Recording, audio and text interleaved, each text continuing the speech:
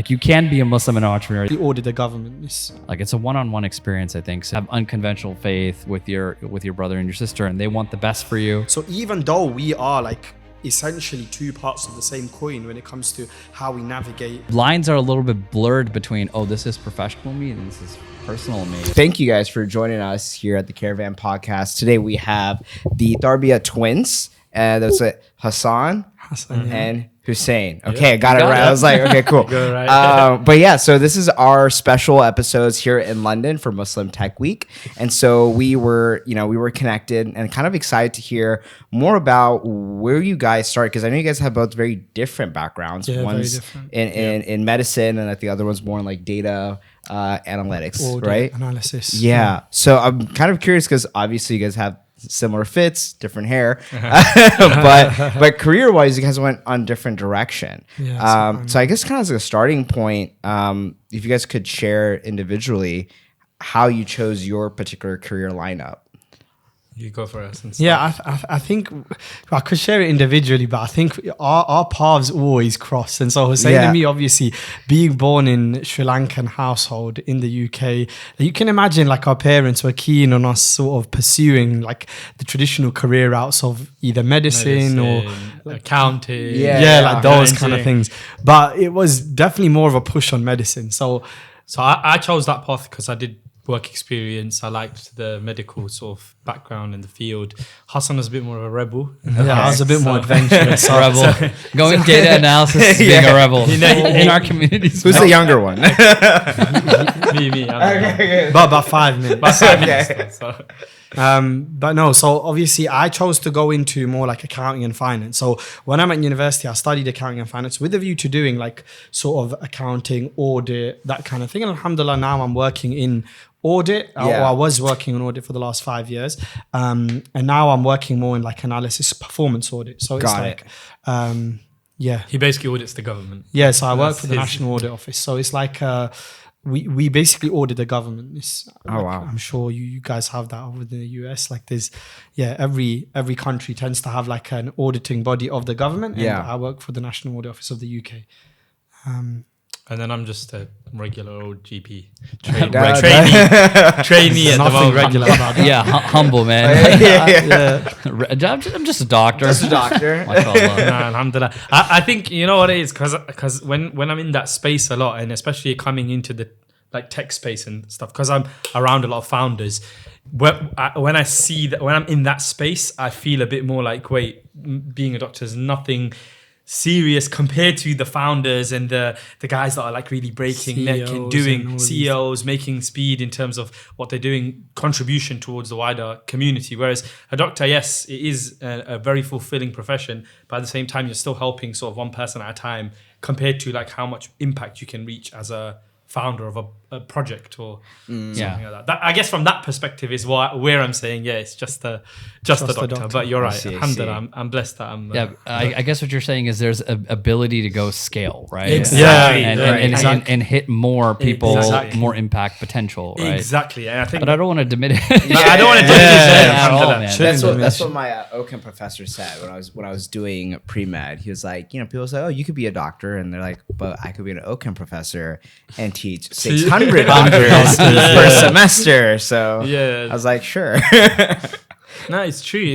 I think, and that's obviously what one of the reasons why we actually have, although we're both doing professional careers, we also deviated into the world of entrepreneurship and founder and these kind of things, because we felt there was an ability to contribute wider, to like you said, scale and contribute more widely. Yeah. That's awesome. Yeah. So talk a little bit about like what you guys are doing today. Like how did you dive into like the entrepreneurship world, and what, like if you have this desire there, like what kind of drew you to that? Like, were there some entrepreneurial experiences that you guys have worked with? I think our journey actually stems from like something entrepreneurial that we did. So obviously we both had our traditional career routes, like Hussein in medicine, me in accounting, audit / analysis. And what happened alongside our careers was I delved into the world of entrepreneurship from an online like high ticket sales kind of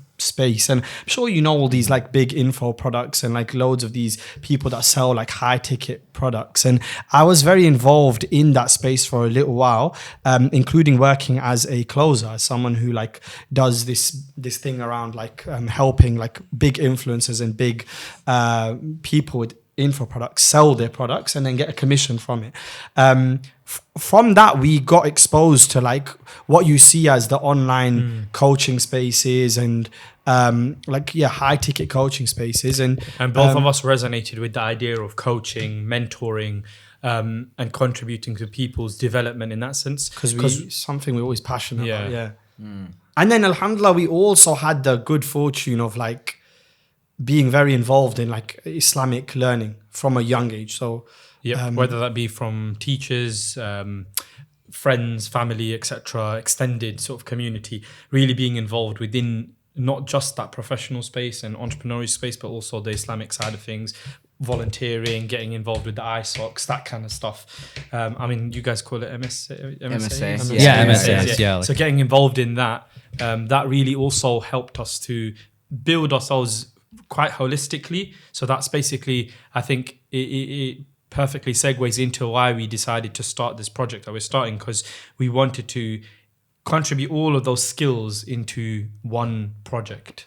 Because what we found, like, and this is whether it was like this online coaching space, or whether it was with the more scholarly circles, or whether it was with even professional communities, we often found that people might excel in one aspect of development, but then fall short in other aspects of development. So the two key like aspects which we consider when it comes to like development, or at least from an Islamic perspective, we looked at that as number one, like having true knowledge, because there's so many people out there, and I'll speak of one branch and I can speak of the other. But the first branch is the knowledge, and there's so many people out there, even in the Muslim space, unfortunately, that have a lot of like awareness of how to like transform people and mentor people and coach people. They're gurus and things. Gurus and this and that. And like, again, we saw this a lot with the high performance coaches or mindset, lifestyle coaches that we were involved with.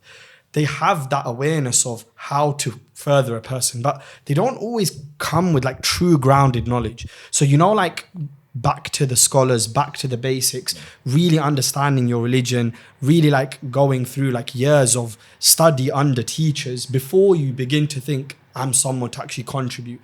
We found that was really lacking in our communities.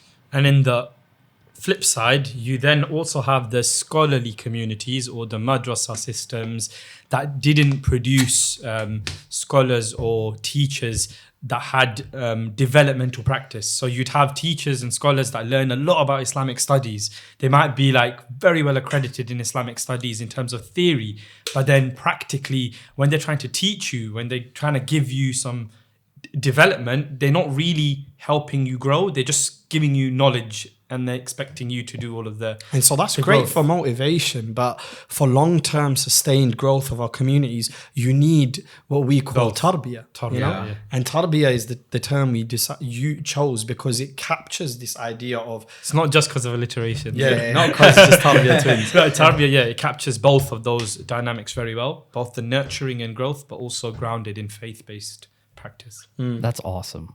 Yeah, no, that's incredible. So in terms of like how you guys fit into that, so what do you guys do with that? So you guys provide those coaching services? Is that kind of the main thing? It's basically in the building works, but right now the main way we do that is by reviving the idea of that tarbiyah. So basically, you could say it in the initial sense is content creation. Content creation, yeah. The idea of the Tarbiyah Twins being like a beacon of like sort of inspiration for people when it comes to what is tarbiyah, but not just like to revive the idea, because the first thing is we want people to know what it is, because I think people know about the idea of ilm, so knowledge, but then in practice, ilm and tarbiyah always go hand in hand. Whereas knowledge nowadays and action, the focus has always been on just accumulation of facts rather than and that is as in technically that is how the system of education is nowadays in the modern day. It's a lot more to do with just getting your tick boxes, making sure you've got your university degree, check, and then you got your next qualification, check. Yeah, but like if you want how's the knowledge functionalized? How does it transform a community or an individual? How does it really lead to outcomes that are beneficial to the person that's learning? That is completely stripped away from like actual knowledge. Which shouldn't be the case, and hasn't ever been the case Islamically speaking. Islamically speaking, your murabbis, your guides, your teachers have always been the people that also are there, like almost with you to like show you the ropes of how to live life and how to progress. And I mean, I think there is like this, the era of overconsumption, right? Whether it be in our diet, whether it be in information, or whether it be in entertainment. And I think it's almost like this false, well, it's not false illusion, it's a little bit redundant, but it's an illusion of that if you consume a lot, that you are particularly knowledgeable. But really that it's just the consumption alone isn't what makes you knowledgeable, right? It's also mastering that act. When I was a behavioral health coach for a while, I always tell people, you generally know what it means to be healthy. Like the average person nowadays knows what it means to be healthy. But where people get lost is they try to focus on everything. They're like, okay, I got to make sure, I don't eat, it has to be paleo or whatever it is. Or like I have to go for a walk and work out and like wake up at 5 a.m. Like all these things, like all of the habits that encompasses healthy, they think they have to do all of them. And when you put it like that, it's overwhelming, and then it's just not sustainable. You may be able to do it for a day, maybe for an hour, but it's not really what's going to get you to that end goal, right? And I think when you're focusing in the element of like coaching, at least when we coach, it's like, just what's your day like right now? And they're like, oh, I'll have soda, for lunch. I'm like, okay, you have 3 sodas a day? Can we do 2 sodas a day, right? That's 300 calories right off the gate, gone from your day. From the entire week, that's 2,400 calories. That's gone. That's pretty big, right? So it's this compound effect that we forget about, is that when you make these small changes, sure, in the immediacy, it doesn't seem like a lot, but in the long run, it actually will be a pretty big change in the course that you're heading, right? So you guys mentioned a lot about coaching. Have you guys been coached? And is that when you're like, you found a lot of value in that between the time that you weren't being coached and that when you started getting coaching? So the way we had exposure is that we had several colleagues and friends that were within the coaching space. And then even one of my wife's basically uncle, he's actually he's a coach as well. He's basically an established coach within both the Islamic field as well as the peak performance areas. So he's given us a lot of mentorship into that field itself. But again, our coaching practice, if you want to call it, and the way we think about it is a lot more influenced by both the fusion of the coaching world, but also the scholarly tradition.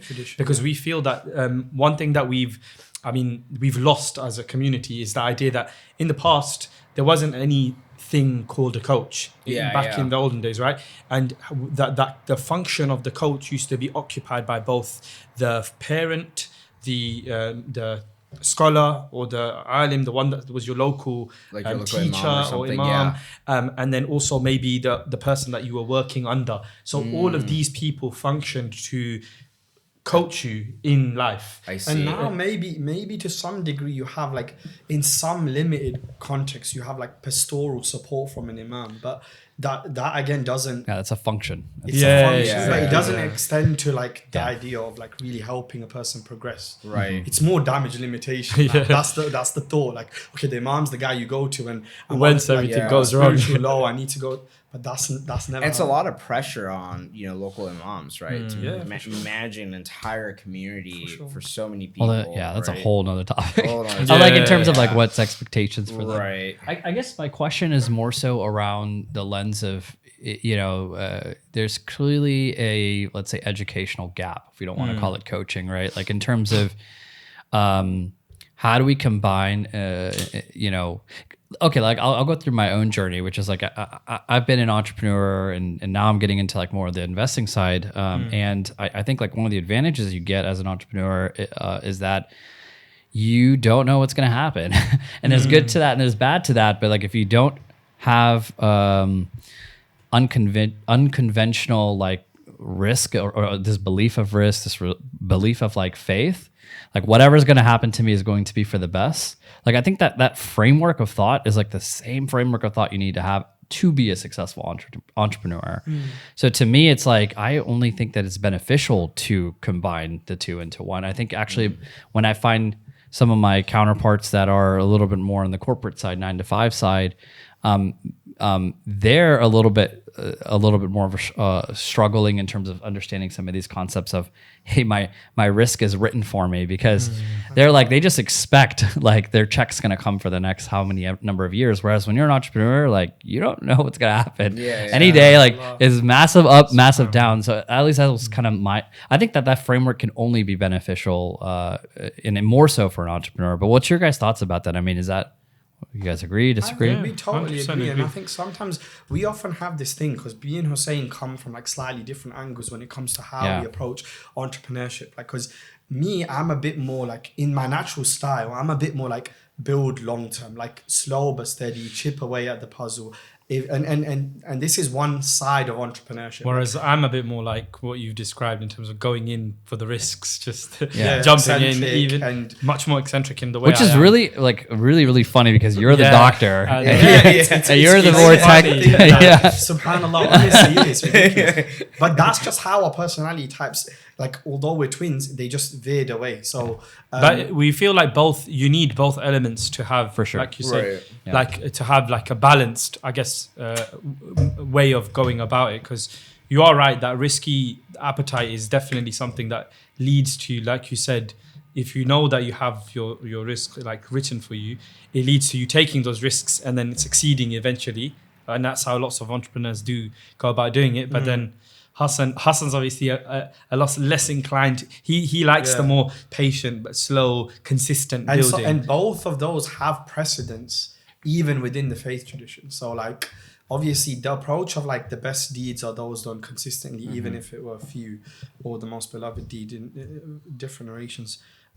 As the Prophet said, that is one. It's like a way of doing things. But then there's also the idea of like going for it, just taking the risks, like you even said, if you have nothing. Understanding that risk is written from Allah. Like, so no, those definitely two sides to the same coin of entrepreneurship, I'd say, because we found entrepreneurs that excel in one of those two, and they'll always tend to do good eventually, whether it's taking many risks and eventually landing on that one thing that takes you to the end goal that you want, or just building slowly but surely, one step at a time, until you get there. Yeah, actually, we were having kind of this discussion on like at some point during this trip, our days are so like jam packed that I don't even remember if it was today or yesterday, but it's like the difference between motivation and discipline, right? Like motivation's super important, right? Of course, like it helps you, but the way I see it is like,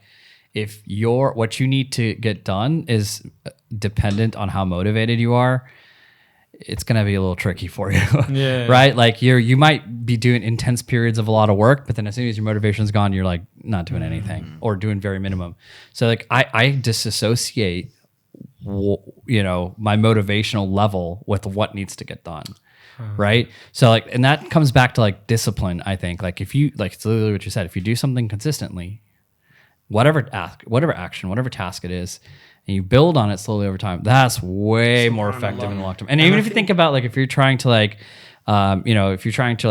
be more familiar with the Quran, like just starting with one ayah, one page, like something small. Same thing with the gym. Like if you're trying to just go to the gym, even if you're not going to have the most productive day at the gym, just go walk on the treadmill. Just do something. So it's like the concept in this framework of like do something consistent, no matter what. That I think you have a higher likelihood of success. Than like you have a higher likelihood of success. Right, not that you will be successful. There's an interesting thing we always discuss, that you have a higher likelihood of success, but the entrepreneurial spirit can lead to greater success if it's channeled in the right way. The idea of risk taking, Go on. Because what I always tell Hassan, and this is where, I mean, it's good that we're Well, one thing we're very, very fortunate with, alhamdulillah, is that because we're twins and we both have different dynamics, so I'm the one that loves to take the risks jumping into things, but he pulls me back and says, look, we still have to build stuff. Yeah. Because we do that, we have quite a good balance of not going too far ahead, that we're not like building with stability, but at the same time not being stagnant and building so slowly that you're only going to get to a certain level. Because like he what said, some people don't realize, and I think this captures it nicely, Hussein, is the idea. You know this famous adage you hear, practice makes perfect. That isn't actually true. It's actually like good or well done practice or perfect practice that makes perfect. So it's the idea that sometimes like when you get caught up in that sense of like the monotony and the routine and the discipline of let me just take one step and one step and one step, you actually sometimes fail to step outside of your comfort zone and realize that, wait a sec, I could take a bigger step. Because, do you see my point? And that's the same way that No, go ahead. Sorry. Yeah, I was just going to echo the point, but yeah.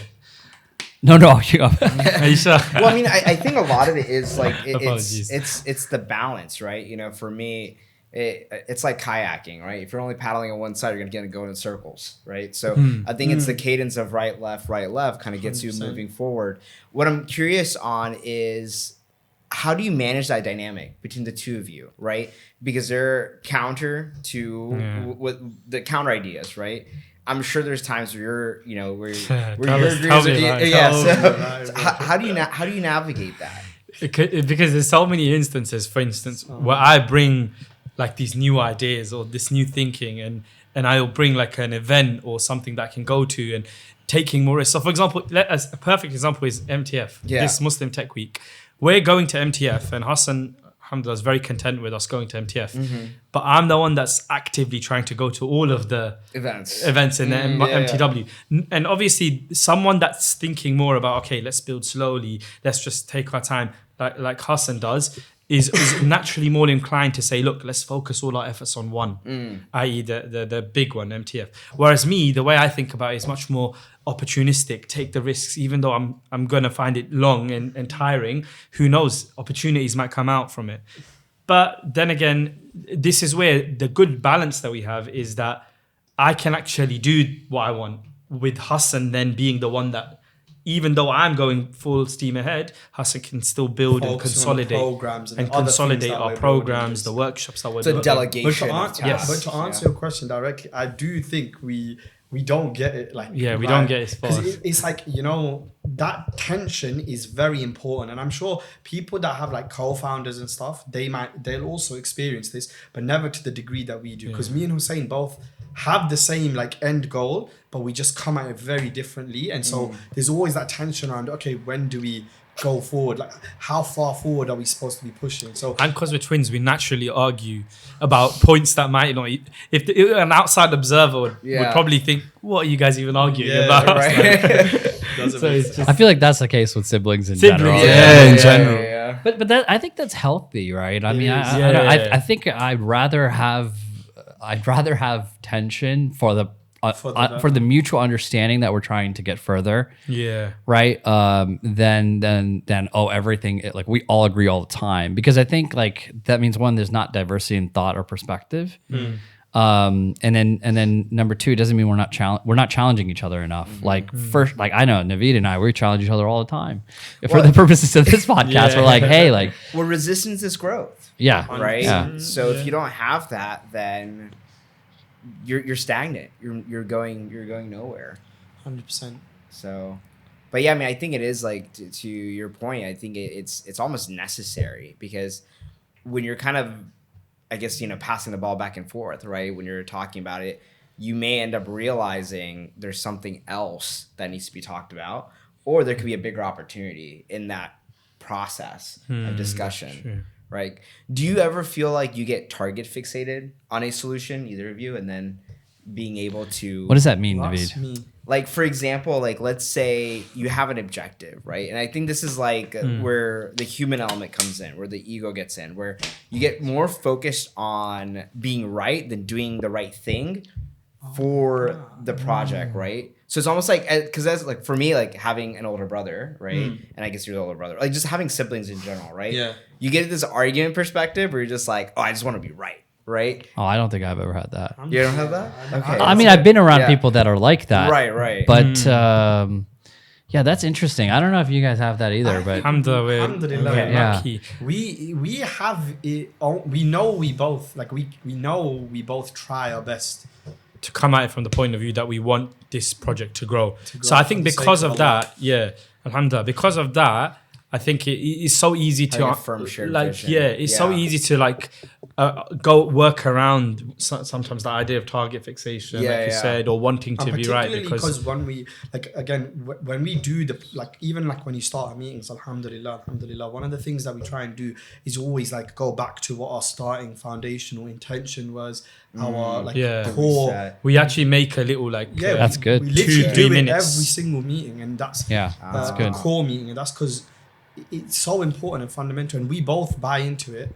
Right, the to the same reminder. degree. yeah. But So- I was gonna say I know exactly what you're talking about in terms Yeah. of like a Yeah, personality yeah, type, because I think to me you have to be the type of person that's willing to say, hey, I'm in the pursuit of truth. Yeah. Whatever that truth is, finding product market fit, Right. figuring out if the coaching is a direction, if this program versus this program is a direction, whatever right is. Yeah. It's not about hey, did you come up with the idea or did I come up with the idea? Right. Which people get lost in that sometimes. They definitely get lost in the sauce. But And I guess it's like you said, part of it is also the idea of ego. Some people Yeah. do when you let ego get in the way, then for some people that can be hard. And even to be honest, for us there is occasional instances where we have that tension that, oh mate, am I right? Are you right, etc. And we And just in that moment, perhaps ego might creep in. Yeah. Yeah. Ego might And creep ego in, isn't but always a bad it's thing. not Yeah, Sometimes 100%. it is important to have it. but then we somehow always work around it. We just take some time out,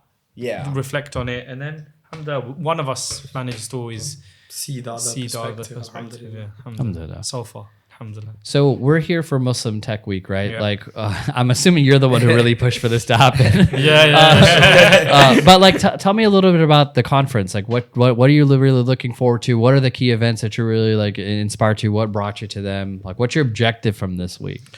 So our key. Actually, I'm gonna let you go first. Well, I think Hussein will be able to answer. I was I know he already has it.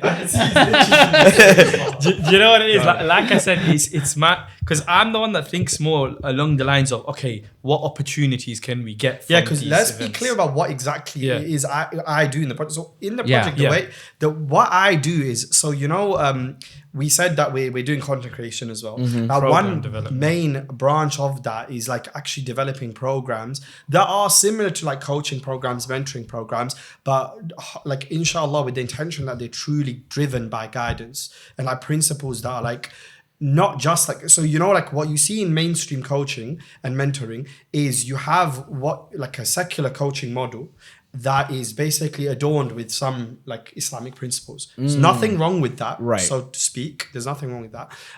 But what we want to do is make sure that the coaching models are actually rooted in faith-based principles. So So they're either taken directly from the Quran or from the Prophet's statements, Right. and using those to make Build our frameworks, coaching basically. models, Yeah. frameworks that are actually, like he said, it's not just inspired by some outside model. Yeah. It's actually inspired directly from the Quran. And that's important just because, again, going back to the element of small deeds repeated, right? Yeah.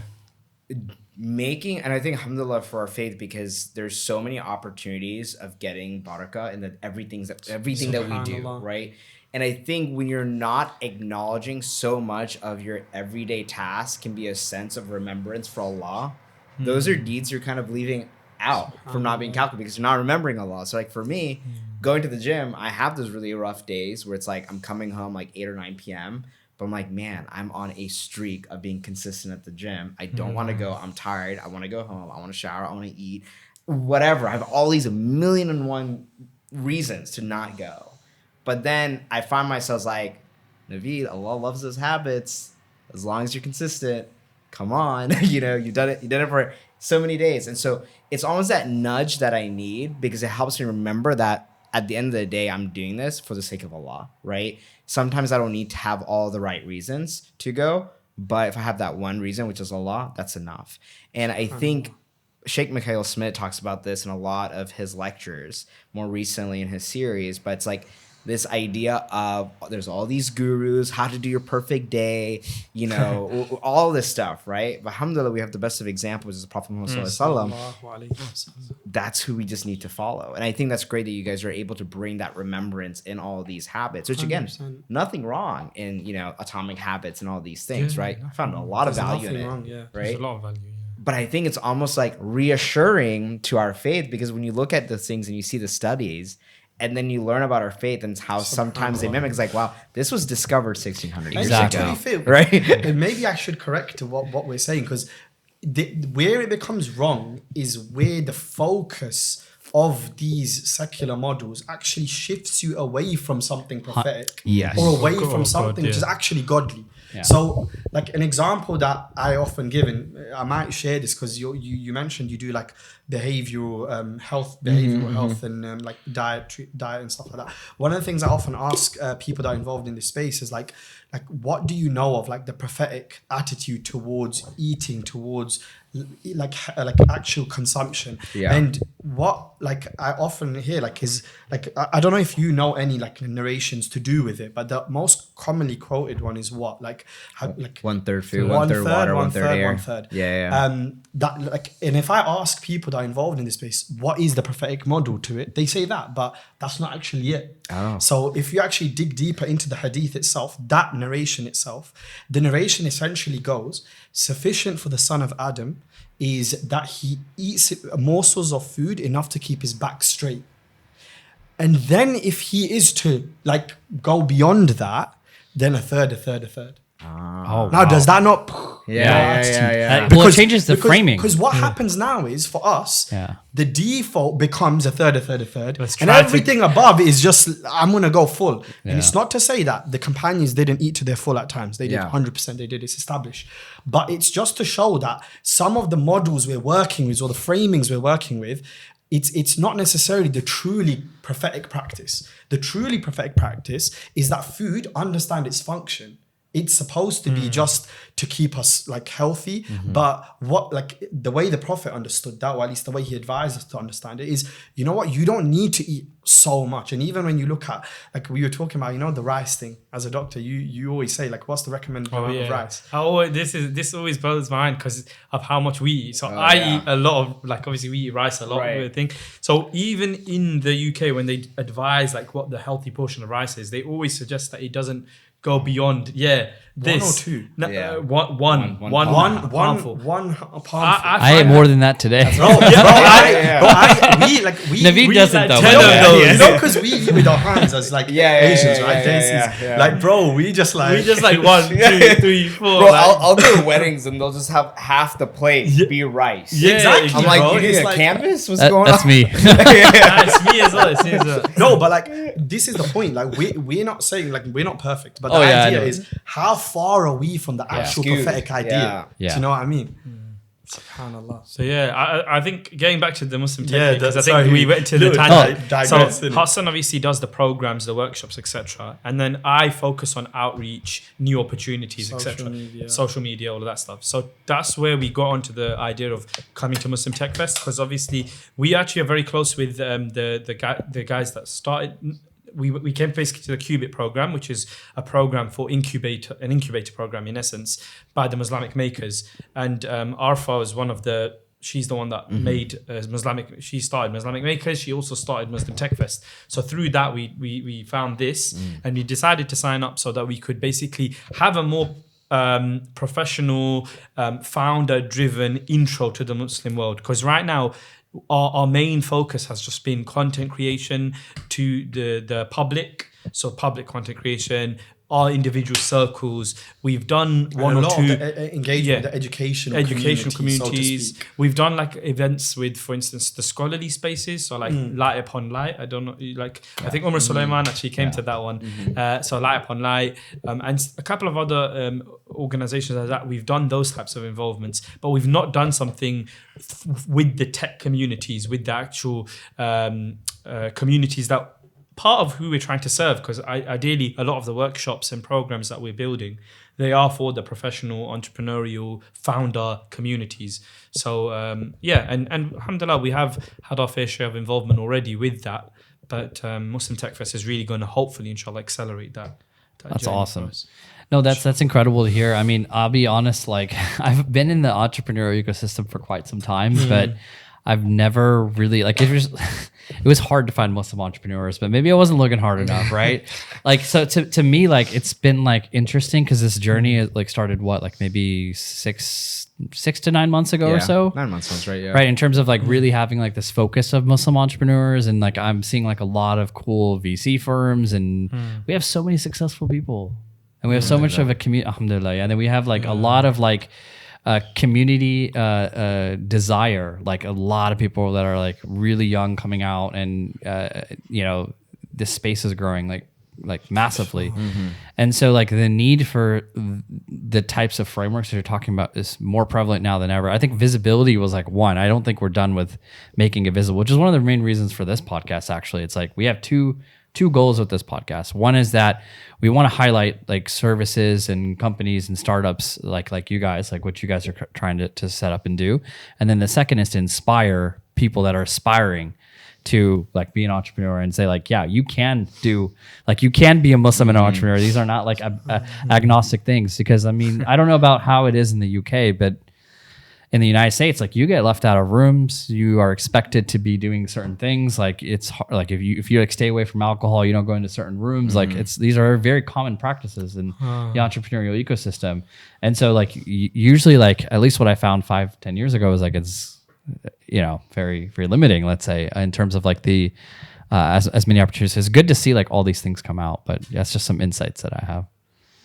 I think there is probably a bit of a slight difference in the UK scene, I guess, compared to maybe, I don't know how it is there compared to here, but we do have the entrepreneurial community here is growing quite strongly, I would say, especially over the past sort of 5 to 10 years. There's a lot more Muslim entrepreneurs. Even recently, there's a new sort of organization called the Muslim CEOs Collective. Yeah. So there's a whole like organization dedicated for Muslim CEOs.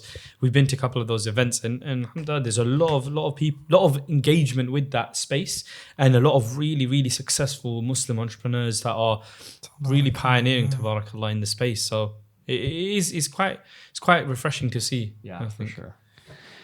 Naveed, do you have any other questions? Yeah, I mean, I think one thing that kind of comes to my mind is with coaching, right? And I know you're mentioning like programs and stuff, is scaling. I know there's 2 of y'all.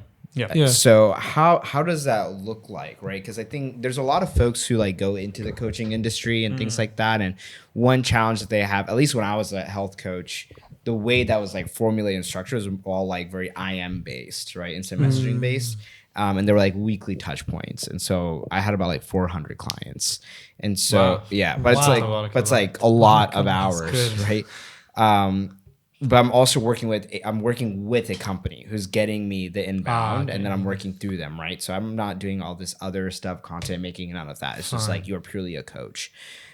How are you guys structuring that? Like, what is the cap? Like, I'm curious on, like how are you navigating that? So I think with us, the good thing that makes this work a bit better than if you're just doing coaching is that we have more than one hat. We have basically the fact that we're content creators and we're doing community engagement. We've got workshops that we deliver with various different organizations, institutes, whether that be within even, like I said, the founder communities. We also have platforms that we're building behind the scenes, which is obviously another thing that we have to look forward to in the future. So because we have all of those things going parallelly, I think we're not too consumed with the idea of right now, that is. Obviously, in the future, we are going to do scale, inshallah, big. But then for now, it's mainly group coaching. Okay. So it does facilitate a level of scalability from that point of view. But also, once we do have the programs on lock, I think we do have other mechanisms of scaling, like obviously we can actually impart the knowledge as well to people, and we can share it with people, so they can like async, like almost like you sign on for a course almost, or exactly. So and helping people to coach in that way as well, or teaching them methodologies, or like I said, like the one I just mentioned, like if someone were to like do their own coaching, how could they do it in the style that we espouse, or the way that we suggest people direct coaching programs? That makes sense. So for right now, when you say group coaching, is that more like group workshops that you guys are leading? Yes. And structuring through. Okay. So like we've done our pilot. We did like a 4-week pilot. Yeah. With 10 people. That was awesome. That really was. That went well. That was great. And the next one's going to launch, God willing, inshallah. After MTF. After MTF. Okay, inshallah. People can keep an There's something I want you guys to check out, which I can introduce you to the person who runs this. But basically, it's called Visionary Leadership. It's this group. It's a nonprofit in Dallas. It's one of my friends, one of my fellow ALM brothers, and he basically he has 3 tracks. It's online schooling basically, so it's all I guess remote based. And there's like one that's focused on Quran and tafsir. And then I can't remember what the second one was. I think it's like for more of a corporate driven, like how do you incorporate like Islamic knowledge in your day-to-day, like as a corporate 9-to-5 person. And then the last one, which is the one that I'm actually planning on taking at some point, is basically a leadership group. And I think that you guys could sync up a lot with them in some capacity, like in terms of what, maybe even talk with them. So I would say the visionary leadership, and I'll link it to you guys. Yeah, definitely. I think they do a lot. I think he has like a partnership with a couple of different alims, and basically they actually say, hey, how do you tangibly, like it's a one-on-one experience, I think. So they basically, how do you tangibly incorporate like lessons that we've learned from the Quran and Sunnah, and then apply it directly to the situation of where you are today. So like very premium custom coaching. So I think it's very similar along the lines of what you guys are doing. Yeah, sounds very good. And I think maybe, and they're doing it with, I think they've had like, I think they have like 100 alums for that program, just for that one. And then mashallah, the Quran one is like, that's the main one. Yeah. I think they have like thousands of people that go through there. So I want to, and it's a nonprofit, so it's not like he has no desire to like make it like a startup or anything like that. So I'd love to. Yeah, it's very like word of mouth based. This is kind of one of his challenges right now. Is alhamdulillah, it's great. Like he's able to. His goal was like, how can I get as many people to read the Quran as possible? So that was like his main goal, and everything is just sustaining. But anyways, the main thing is I want to connect you guys with them, because I think you guys can like both learn a lot from each other. I think because the things that you guys are talking about, I'm sure you could share some of that with him, and what he's done, he can share with you guys for sure, inshallah. Yeah, we'd love to find out more. For sure. For sure. For sure. No, we're excited. Or I guess from MTF, are there any particular events that you think, like, because we're also like built kind of with some, we're trying to like, I'm trying to handpick which ones to go to. I think I'm like in between you guys a little bit, because like I'm always like, yeah, I want to be very opportunistic and go to everything, but I don't have a twin, so I can't be at 2 places at once. You know, funny you mentioned that. I just need a hat. I'm there. That's one of the biggest blessings we have, because when there's instances like, whether it's network, you go. No, genuinely, because imagine MTF, the way we planned is he's gonna stay at the desk, right? He's like, what? No, you stay at the desk. And I'm gonna go around and speak to as many people, Or the other way around. The point is, it's one of the blessings, and it's like that cognizance as well, that I know I can fully trust him out there to deliver the message, that what our vision is precisely, and then likewise. Wow. I do have a question. So like about like working with your sibling, right? I want to go dive a little bit deeper into that, because because like I have this desire of working with my brother and my sister, but it just seems like a very tough thing to do. Maybe it's because I'm the older sibling. But I would love to know, like, what's your guys' thoughts, right? Because I mean, with your sibling, usually I'm gonna go on the average here, right? Usually, you know that you can have unconventional faith with your brother and your sister, and they want the best for you. Yeah. And you want the best for them. So that's a mutual understanding. But sometimes like the actions and words don't, like the end result don't show that in those relationships, or like, you know, even though everyone knows that, it's always like this, maybe it's ego, maybe it's like a little bit of some other things, but like, how is it like working with like your brother, like a family member? Because that's like a bond that, alhamdulillah, like bonds are very sacred, but like a brother is like a very, that's like almost up twin brother. That's a very, the twin brother on top of that. So cover it. What do you think? I was about to say go for it. Honestly. So this telepathy thing is real, right? I think one of the things that's definitely key is we very quickly understood that as we initially started working together, we did have that dissonance. So there would be times where they'd have that friction, as you mentioned earlier. I think understanding and having mechanisms to combat that is very important, because otherwise, even in a normal sort of business or partnership relationship, you understand your co-worker or your partner in your business, and then you have systems around them. So for instance, if they're very short-tempered, you might not be as quick to jump on them, for instance, if they lash out at you, because you understand that that's how they are. It works the same with your family. I think sometimes we don't give it the same sort of thought process, because it's just, in my family, they should understand or they should think like me, but they don't. So we have to, as we navigated that, I guess we have had slightly less problems, because we've quickly sort of, reserved ourselves as soon as we recognize that actually this could spiral out of control. So I think that's a good way to basically answer that question. Really. Yeah, makes sense. I mean, basically, just be reasonable. Be reasonable. No, it's just interesting because, I mean, of course, like I feel like this has come up a couple times, and actually the last speaker or the last guest we just had said this as well.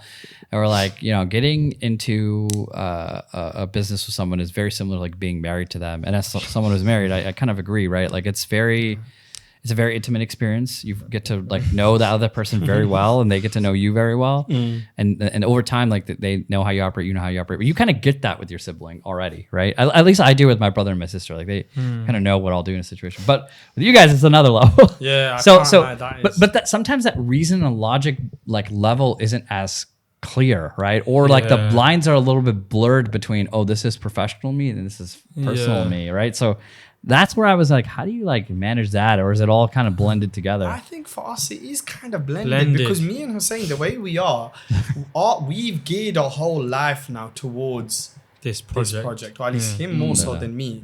But like, cause me more so, because being the opportunistic guy he is, he's like his main thing in life is now just his profession and then this project.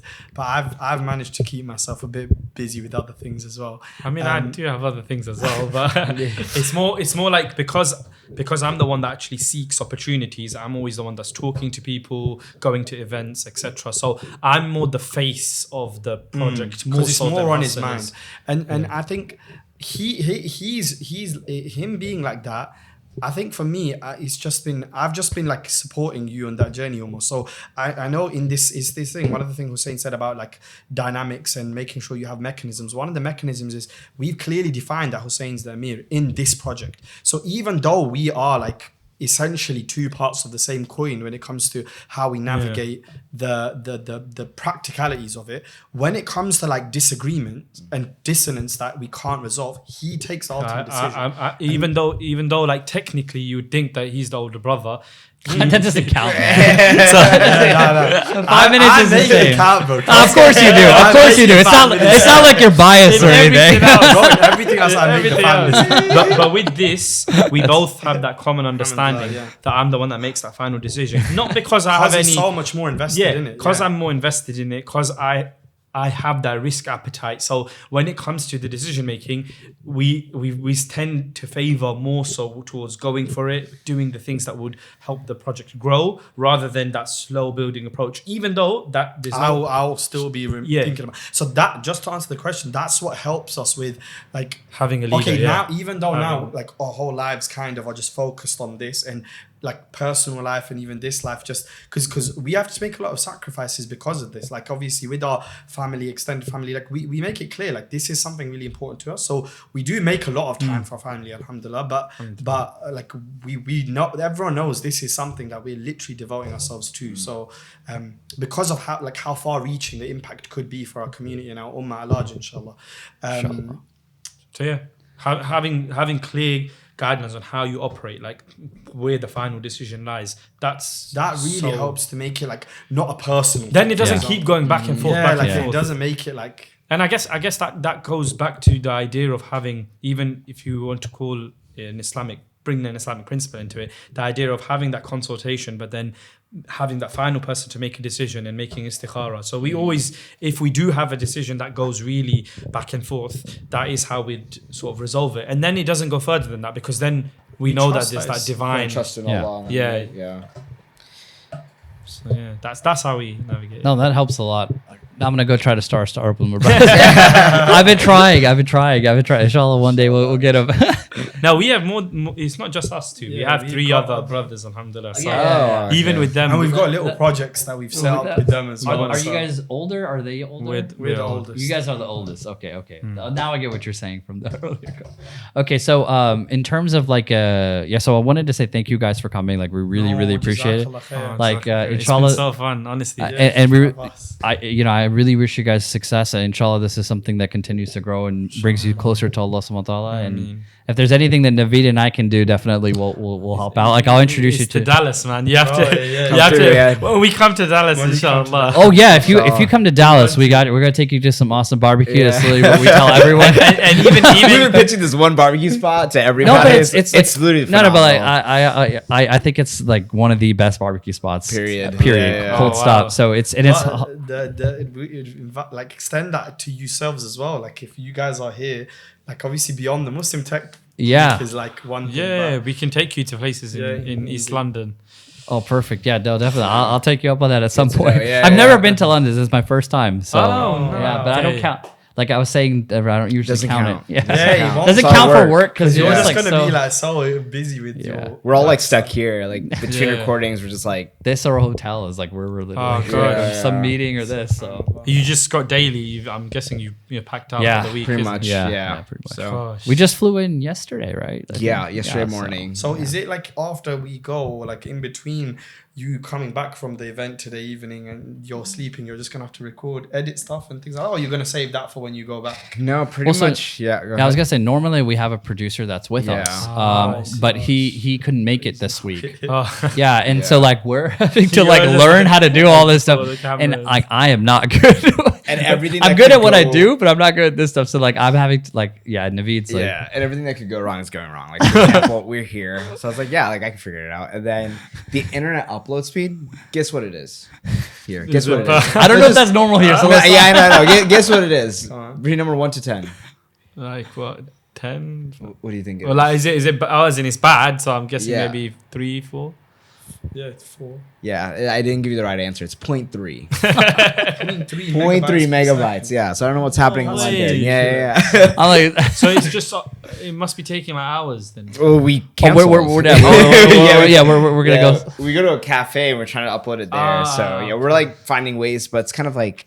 It's these. It's not our normal standard thing either, right? Exactly. Because normally the extent that Naveed and I do is like we talk. We come, we yap, and then we give all the stuff away, and then someone takes it and edit it. So it's been like challenges like that. So in between the gaps, we're doing that. So, but wait, did you answer the question of what events you're going to during Muslim Tech Week? The specific ones we're going to tomorrow. There's like one in Palestine House. I think it's one of the venues. The Muslim CEO dinner. Okay, we'll be there. You guys will be there? Yeah. Nice. I'll see you there then. Yes, sir. And then obviously, I think there's also the other event. Actually, that one was Thursday. The one tomorrow is the Dean Developers one. Okay. Vibe and Chill. Okay. That's one which is done tomorrow. That's in Home Club as well. So I know you're going there today, but that event's there tomorrow as well.